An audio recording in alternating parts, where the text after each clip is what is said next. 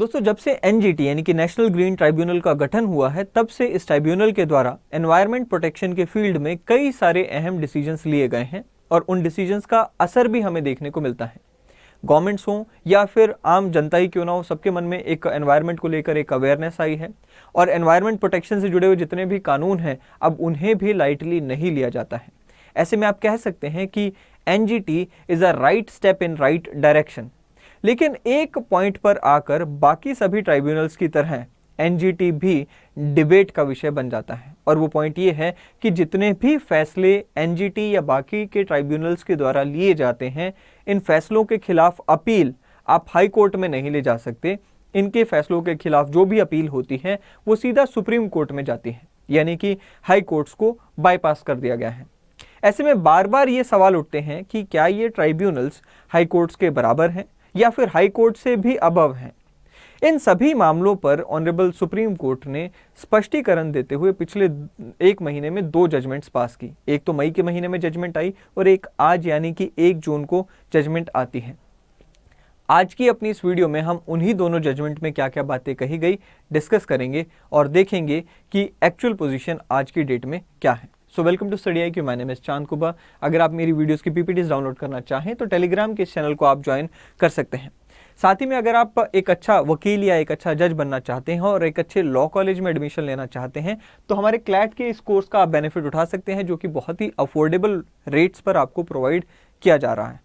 चलिए अब बात करते हैं एनजीटी की। देखिए, नेशनल ग्रीन ट्राइब्यूनल का गठन 2010 में एनजीटी एक्ट के तहत किया गया था। ये एक स्पेशलाइज्ड जुडिशियल बॉडी है जिसमें जुडिशियल एक्सपर्ट्स भी हैं और एनवायरमेंटल एक्सपर्ट्स भी हैं। दोनों मिलकर किसी भी एनवायरमेंट से जुड़े हुए मुद्दे पर अपना फैसला देते हैं।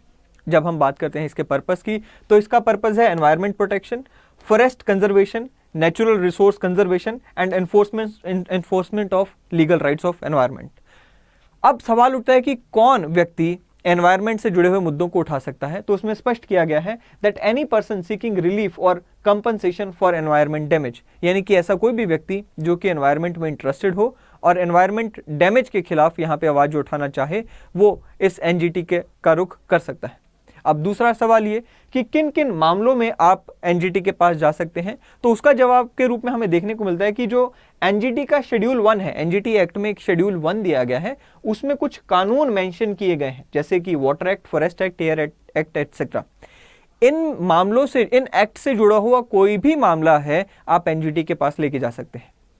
फॉर एग्जाम्पल, वाटर पोल्यूशन का कोई केस है तो वो वाटर एक्ट में आ जाएगा, आप एनजीटी के पास जा सकते हैं। एयर पोल्यूशन का कोई केस आपको दिख रहा है, एयर एक्ट में आ जाएगा, आप एनजीटी के पास जा सकते हैं। एनवायरमेंट प्रोटेक्शन का कोई भी या फिर एनवायरमेंटल डिग्रेडेशन का कोई भी केस है, वो ईपीए के तहत आ जाएगा, आप एनजीटी का रुख कर सकते हैं।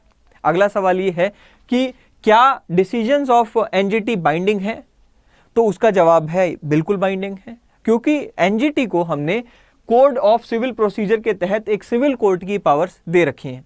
सो एक सिविल कोर्ट का जैसे डिसीजन बाइंडिंग होता है, वैसे एनजीटी का डिसीजन भी बाइंडिंग है। दूसरा सवाल ये कि क्या एनजीटी का डिसीजन फाइनल है, क्या इसके खिलाफ अपील की जा सकती है, तो यहां पे 2 बातें हमें जाननी है। पहली बात तो ये कि एनजीटी खुद अपने डिसीजन को रिव्यू कर सकता है, यानी कि इसने कोई फैसला सुनाया, दोबारा उसको रिव्यू ये खुद कर सकता है। और दूसरी बात ये कि अगर आप इसके डिसीजन के खिलाफ कोई अपील दायर करना चाहते हैं तो वो अपील आप सुप्रीम कोर्ट के समक्ष ले जा सकते हैं और उस डिसीजन के 90 डेज के अंदर अंदर आपको वो अपील लेकर जानी होगी। अब बात करते हैं हाई कोर्ट्स की। हम सब जानते हैं कि हाई कोर्ट्स क्या है, कॉन्स्टिट्यूशनल बॉडीज हैं जो कि कॉन्स्टिट्यूशन के पार्ट 6 में आर्टिकल 214 से लेकर 231 में जिनके को लेकर डील किया गया है। सो हाई कोर्ट्स का गठन कैसे होगा, सुप्रीम हाई कोर्ट को के जजेस कौन होंगे, क्या उनकी क्वालिफिकेशंस होंगी, उनकी ज्यूरिसडिक्शंस क्या होंगी, वो सब इन पार्ट में बताया गया है। एक चीज़ हमें जो समझनी ज़रूरी है वो ये कि हाई कोर्ट की जो ज्यूरिसडिक्शन होती है वो कंपैरेटिवली बहुत ही ज़्यादा वाइड होती है। जो ट्राइब्यूनल्स होते हैं वो एक स्पेसिफिक इशू से डील करने के लिए बनाए जाते हैं। जैसे एडमिनिस्ट्रेटिव इशू से डील करने के लिए एक ट्राइब्यूनल बना, एनवायरमेंटल इशू से डील करने के लिए एक ट्राइब्यूनल बना। लेकिन जो हाई कोर्ट्स हैं, यहाँ पर उनके ऊपर कोई बंदिश ऐसा सच नहीं है कि आप सिर्फ एक मामले से डील करोगे। यहाँ पर इनकी वाइड ज्यूरिसडिक्शन होती है, अलग अलग मामलों से ये डील कर सकते हैं। इनकी ज्यूरिसडिक्शन में ओरिजिनल ज्यूरिसडिक्शन आ गई, रिट ज्यूरिसडिक्शन आ गई, एपेलेट ज्यूरिसडिक्शन आ गई, सुपरवाइजरी ज्यूरिसडिक्शन आ गई। सो इनकी पावर और इनका जो दायरा है वो बहुत ही बड़ा है, बहुत ही वाइड है एज कंपेयर टू ट्राइब्यूनल्स। अब अगर हम अपने देश के स्ट्रक्चर की, जुडिशियल स्ट्रक्चर की बात करें तो वो कुछ इस तरह से है कि सबसे नीचे लोअर कोर्ट्स आ जाते हैं, फिर हाई कोर्ट्स आते हैं, फिर सुप्रीम कोर्ट। लोअर कोर्ट्स के जो भी डिसीजंस होंगे उनको आप हाई कोर्ट में चैलेंज कर सकते हो, अपील कर सकते हो, और हाई कोर्ट्स के जो भी डिसीजन होंगे उनके खिलाफ आप अपील सुप्रीम कोर्ट में ले जा सकते हो। लेकिन एनजीटी या कोई भी ट्राइब्यूनल है वो यहां कहां आता है वो देखना जरूरी है। एनजीटी के केस में या बाकी के जो ट्राइब्यूनल्स हैं उनके केस में थोड़ा सा डिफरेंस आ जाता है। इनकी जो भी अपील होती है वो सीधा आप सुप्रीम कोर्ट में ले जाते हो, यानी कि जो हाई कोर्ट वाला स्टेप था उसे आपने बाईपास कर दिया, और ये एक कंट्रोवर्शियल स्टेप भी रहा है। इसी से जुड़ा हुआ हम देखते हैं कि सेक्शन 22 है एनजीटी एक्ट का, जो कि कहता है कि एनजीटी के जितने भी डिसीजंस होंगे उनको आप सीधा सुप्रीम कोर्ट में अपील करोगे। और इसी के खिलाफ एक अपील, यहां इसी के खिलाफ एक रिट पिटीशन भी दायर की गई। वो रिट पिटीशन 2012 में दायर की गई थी और 18 मई 2022 के दिन ऑनरेबल सुप्रीम कोर्ट ने उसे डिस्पोज ऑफ किया। चलिए देखते हैं क्या था इस रिट पिटीशन में। दरअसल इस रिट पिटीशन में सेक्शन 22 ऑफ एनजीटी को चैलेंज किया गया था, जो कि कहता है कि एनजीटी के जितने भी मामले हैं उनके खिलाफ अपील जो है वो सुप्रीम कोर्ट में जाएगी। और कहा गया था कि as a matter of right there should be it should be provided to the high courts, यानी कि power should be provided to the high courts to listen the appeal from the matters of NGT। Honourable supreme court ने यहां स्पष्ट किया कि देखिए जो high courts हैं उनकी पावर्स बहुत वाइड हैं, और कहा कि जब भी कोई सब्सटेंशियल क्वेश्चन ऑफ लॉ होगा, यानी कि कोई कानून पे सवाल उठेगा कि यहां पर क्लैरिटी नहीं है लॉ की, तो ऐसे सभी केसेस में जब भी कहीं सब्सटेंशियल क्वेश्चन ऑफ लॉ उठेगा तो एक व्यक्ति या फिर एक लिटिगेंट सुप्रीम कोर्ट का भी रुख कर सकता है और हाई कोर्ट का भी रुख कर सकता है। यानी कि एनजीटी ने कोई यहां पर डिसीजन दिया, उस डिसीजन में एक सब्सटेंशियल क्वेश्चन ऑफ लॉ है, यानी कि किसी कानून को लेकर कंफ्यूजन है, लीगल पॉइंट को लेकर कंफ्यूजन है कि इस लॉ की क्या इंटरप्रिटेशन होगी, इस लॉ का क्या मतलब होगा, वहां पर आपको कंफ्यूजन है, यानी कि सब्सटेंशियल क्वेश्चन ऑफ लॉ उठता है, तो आप हाई कोर्ट का भी रुख कर सकते हैं। जरूरी नहीं है कि सीधा सुप्रीम कोर्ट का ही रुख करना होगा।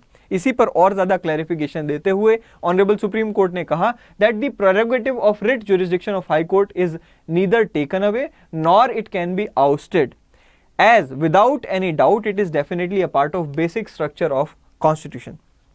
so जो रिट जुरिसडिक्शन है ऑनरेबल हाई कोर्ट की, वो बेसिक स्ट्रक्चर का एक पार्ट है, यानी कि हमारा जो कॉन्स्टिट्यूशन ऑफ इंडिया उसका जो basic structure doctrine Kesavananda Bharati case की जो आई थी उसी का पार्ट है क्या, writ jurisdiction of high court. और कभी भी अगर आपको यहाँ पर हाई कोर्ट का रुख करना है जहाँ पे सब्सटेंशियल क्वेश्चन ऑफ लॉ भी आ जाए तो वहां पर भी आप जा सकते हैं। इसी बात को यहां पे और क्लैरिफाई किया कि भाई जो आर्टिकल 226 है, 227 है और आर्टिकल 32 है। आर्टिकल 32 में मैं आपको बता दूं कि आप जब आपके फंडामेंटल राइट्स का हनन होता है तो आप सुप्रीम कोर्ट के पास जाते हो। 226 में आप कहां जाते हो, हाई कोर्ट के पास जाते हो। ये जो है बेसिक स्ट्रक्चर का पार्ट है। अब जो आज की जजमेंट है उसमें यहां पे स्पष्ट किया गया, आज की जजमेंट थी state of Andhra Pradesh versus Raghu Ramakrishna Raju, एक एमपी हैं। इन्होंने यहाँ पे ऑनरेबल यहाँ पे कोर्ट के पास इन्होंने एनजीटी के सामने एक यहाँ पे एक लेटर लिखा था और उसमें कुछ कंप्लेन की थी। अब इस पूरे मामले में ऑनरेबल सुप्रीम कोर्ट ने कहा कि ऐसे केसेस में जहाँ पे एक हाई कोर्ट का डिसीजन भी आ चुका है और उसी केस में अगर एनजीटी का डिसीजन भी आता है और दोनों के डिसीजंस कन्फ्लिक्टिंग डिसीजंस हैं, तो जो कॉन्स्टिट्यूशनल बॉडी है यानी कि जो हाई कोर्ट्स हैं उनका डिसीजन यहां लागू होगा और जो स्टैट्यूटरी बॉडी है वो यहां पे लागू नहीं होगा, यानी कि एनजीटी जो कि एक स्टैट्यूटरी बॉडी है उसका डिसीजन लागू नहीं होगा। क्या कहा, चलिए देखते हैं। कहते जी the contradicting orders of high court and the NGT would leave anomalous situation as authorities would not know which order to follow. यहां पर अगर एनजीटी और हाई कोर्ट ने दोनों ने ही एक मुद्दे पर डिसीजन दे दिया तो एक कंफ्यूजन क्रिएट हो जाएगी, अथॉरिटीज को नहीं पता होगा कि भाई किसका डिसीजन माने। तो ऑनरेबल सुप्रीम कोर्ट ने कहा कि देखो हाई कोर्ट जो है एक कॉन्स्टिट्यूशनल यानी कि एक संवैधानिक बॉडी है, उसका डिसीजन यहां पे माना जाएगा और एनजीटी जो कि एक स्टैट्यूटरी बॉडी है उसका डिसीजन मानना जरूरी नहीं। दूसरी बात ये, और यहां पर एक आप कह सकते हैं कि हिदायत भी दी एनजीटी को, वो ये कि भाई जब आपको पता चल गया, जब एनजीटी को ये पता चल गया कि मामला जो उनके सामने आया है वो ऑलरेडी कोई हाई कोर्ट के सामने है, तो ऐसे में एनजीटी को वो मामला नहीं सुनना चाहिए। क्या कहा? The continuation of proceeding before NGT when the high court is seized of the matter of the same issue will not be in the interest of justice. So अगर कोई मामला ऑलरेडी हाई कोर्ट के सामने पहुंच चुका है, वो मामले को अब एनजीटी को नहीं सुनना चाहिए या नहीं उठाना चाहिए। सो इन दोनों ही जजमेंट्स में ये बात क्लियर हो गई कि किसी भी तरह से ना तो यहां पर एनजीटी या फिर कोई और ट्रिब्यूनल हाई कोर्ट से ऊपर है, और ना ही यहां पर कभी कोई कंफ्लिक्टिंग डिसीजन आ भी जाए तो किसकी पावर यहां पे लागू होगी या किसका फैसला माना जाएगा? हाई कोर्ट्स का। और दूसरी बात ये कि जो हाई कोर्ट्स हैं वो भी अभी यहां पे लूप से बाहर नहीं हुए हैं 226 के तहत। अगर आप यहां पर डिसीजन के खिलाफ जाना चाहें, एनजीटी के डिसीजन के खिलाफ हाई कोर्ट में जाना चाहें तो आप जा सकते हैं। आई होप कि आपको आज की इस पूरी वीडियो से काफी पिक्चर क्लियर होगी। अगली वीडियो में फिर एक बार मिलेंगे। Till then thank you and have a great day ahead.